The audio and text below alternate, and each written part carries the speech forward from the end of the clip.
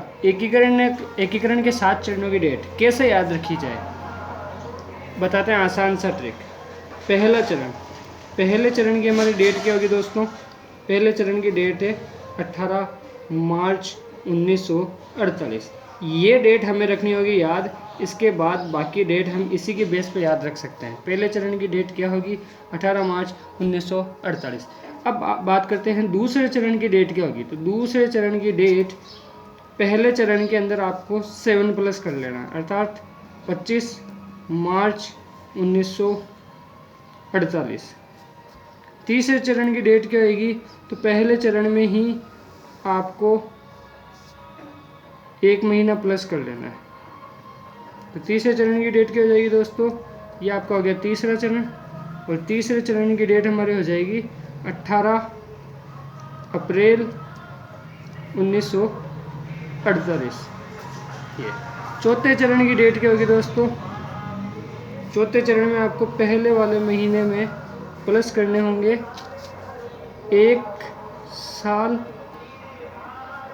और 12 दिन।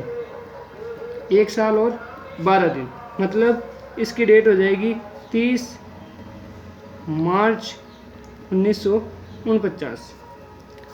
18 मार्च में सीधा एक साल प्लस करेंगे, 18 मार्च 1949 हो जाएगा। 12 और प्लस कर देंगे तो 30 मार्च 1949 हो जाएगा।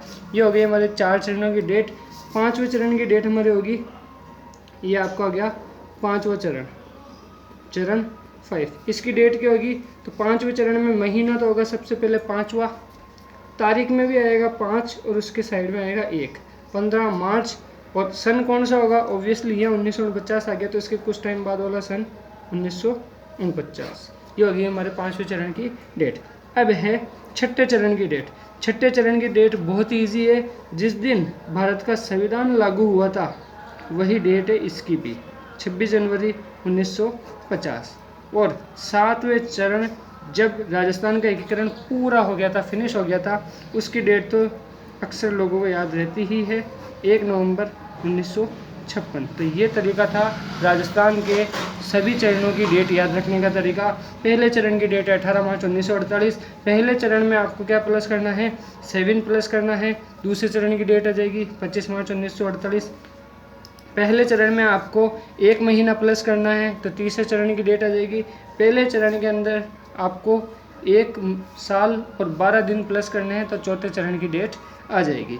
3-4 चरणों को ऐसे याद रखना है। 5वें चरण में हमने क्या किया था? 5वें चरण में महीना आएगा 5वां, तारीख में भी 5 लिख के उसके साइड में 1 लिख देंगे, 15 और 5वां महीना और वर्ष 1949। छठे चरण की डेट में क्या आएगा?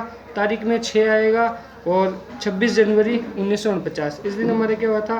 भारतीय संविधान लागू हुआ था। भारतीय संविधान लागू हुआ था। और 7वें चरण की डेट क्या है? 1 नवंबर 1956। इस दिन राजस्थान का वर्तमान स्वरूप सामने आया था और एकीकरण पूरा हुआ। राजस्थान का वर्तमान स्वरूप सामने आया और एकीकरण कंप्लीट।